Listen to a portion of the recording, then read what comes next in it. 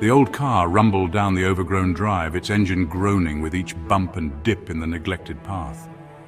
The trees on either side seemed to close in, their branches reaching out like skeletal fingers, casting eerie shadows that danced in the car's dim headlights.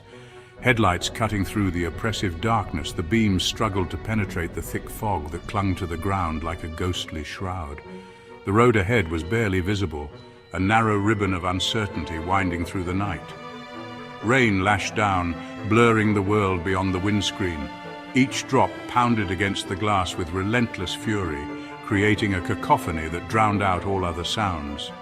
The windshield wipers worked furiously, but it was a losing battle against the deluge. Inside, a young couple, John and Mary, huddled together, seeking comfort in each other's presence. The storm outside mirrored the turmoil within their hearts, a mix of excitement for the adventure ahead and apprehension about the unknown. Their faces etched with a mixture of excitement and apprehension, they exchanged nervous glances.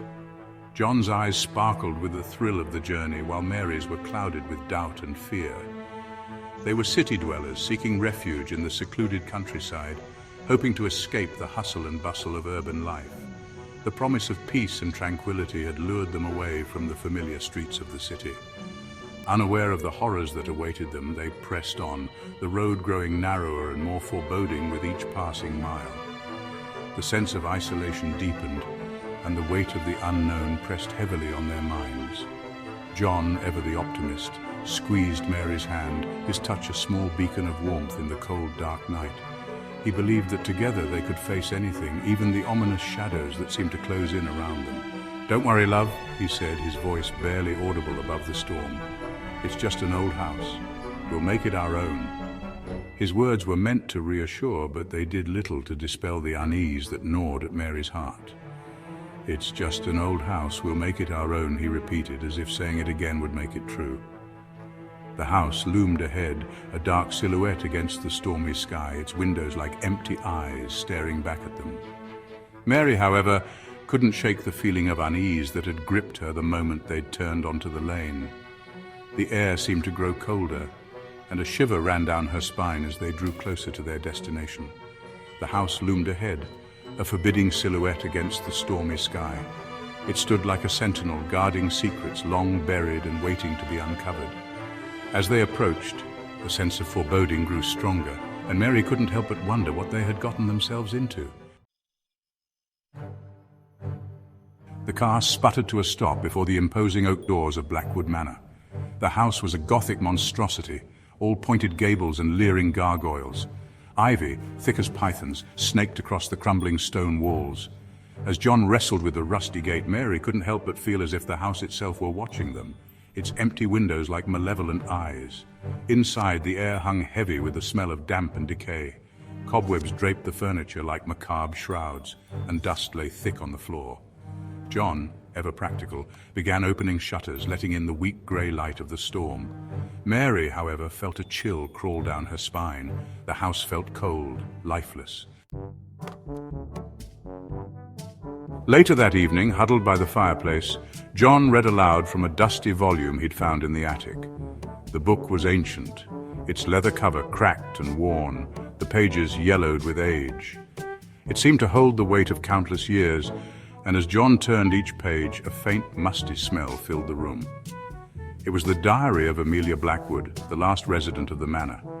Her entries were filled with a sense of foreboding, each word dripping with the fear and anxiety she had felt during her final days in the house. Amelia wrote of strange noises, cold spots, and a feeling of being constantly watched. She described how the temperature would drop suddenly, leaving her breath visible in the air, even in the middle of summer. Her words, penned in a spidery hand, spoke of a growing terror, a darkness that threatened to consume her. She recounted nights where she could hear whispers echoing through the hallways, voices that seemed to come from the very walls of the manor. Mary shivered, drawing closer to John. The atmosphere in the room seemed to grow colder with each word he read, the shadows around them deepening. "This is creepy," she whispered. John, however, just laughed, though it was a nervous laugh lacking the usual warmth and confidence. "Just an old woman's ramblings," he said, but his voice lacked its usual conviction. He tried to dismiss the diary's contents as mere figments of a troubled mind, but deep down, he couldn't ignore the chill that had settled in his bones. He couldn't shake the feeling that Amelia's words held a chilling truth. The more he read, the more he felt a connection to her fear, as if the house itself was trying to communicate with him through her diary. The house felt different now, somehow heavier, as if the very air was thick with the weight of its history.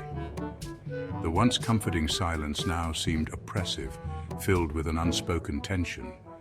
The silence was punctuated by creaks and groans that seemed to emanate from its very core.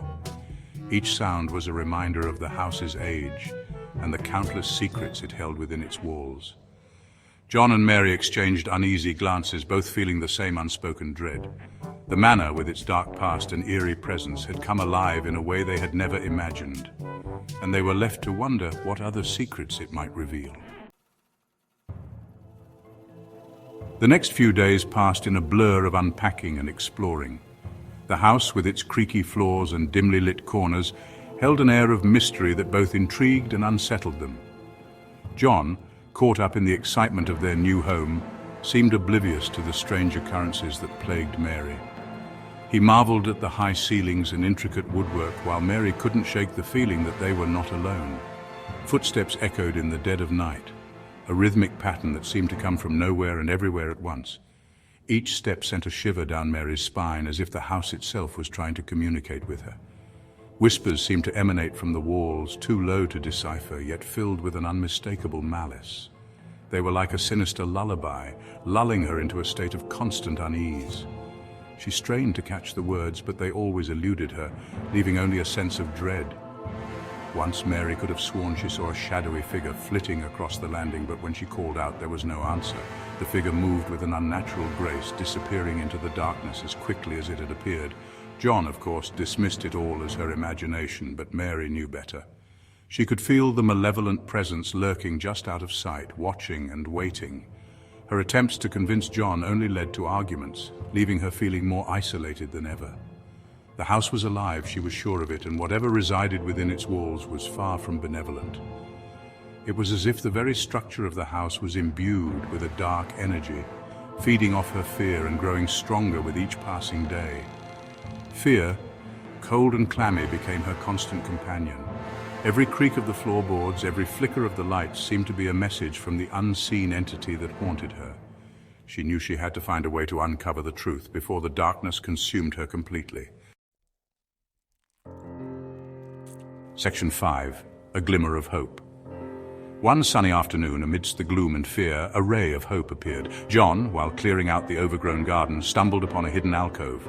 There, nestled amongst the weeds, was a small, forgotten fountain. It was a scene of unexpected beauty, the sunlight glinting off the water, birdsong filling the air. For a while, the darkness seemed to lift. They cleaned the fountain, its gentle splashing a welcome counterpoint to the eerie silence of the house. They laughed. They ate lunch beside its rim, and for a fleeting moment, Mary allowed herself to believe that perhaps, just perhaps, they could be happy here. Section 6. The Unseen Terror. But the darkness always returns. One evening, as they sat down to dinner, the candles flickered and died, plunging the room into darkness. A bone-chilling cold descended, seeping into their bones. Then from the shadows came a low growl, guttural and filled with rage. John, grabbing a poker from beside the fireplace, told Mary to hide. His voice was tight with fear, but he tried to sound brave. The growl grew louder, closer, until it felt like whatever was out there was right beside them. Then silence, heavy, oppressive silence. Section 7. The Screams Begin. John crept towards the door, his heart pounding in his chest. As he reached for the handle, a blood-curdling scream pierced the darkness. It was Mary. John whirled around, his blood turning to ice. Mary was gone. The room where he had left her was empty. Panic surged through him. He raced through the house, calling Mary's name, but his voice echoed back to him from the empty rooms. The house seemed to mock him, its shadows twisting and turning, hiding its secrets. He reached the hidden alcove, the fountain now still and lifeless, and that's when he saw it. Section 8. A Tragic Revelation. Scratched into the stone rim of the fountain, barely visible in the moonlight, were 3 words carved with desperate haste. It took her. John sank to his knees, his stomach clenching in horror. He knew with a certainty that chilled him to his very core that Mary was gone. Taken by whatever malevolent entity haunted Blackwood Manor, he never saw her again. The police, when they finally arrived, found no trace of her. John, broken and alone, left Blackwood Manor, his dreams shattered, his life forever tainted by the horrors he had witnessed. Section 9. Forever Haunted. Blackwood Manor still stands today, a grim monument to its tragic past. Locals whisper tales of the young couple who tried to make it their home, of the screams that echoed through the night, of the young woman who vanished without a trace. Some say that if you listen closely on stormy nights, you can still hear Mary's voice calling out from the shadows, forever trapped within the walls of Blackwood Manor. The house remains uninhabited, a chilling reminder that some places are best left undisturbed, their secrets buried beneath layers of dust and time. For in the darkness, evil lingers, and sometimes even love is not enough to conquer its icy grip.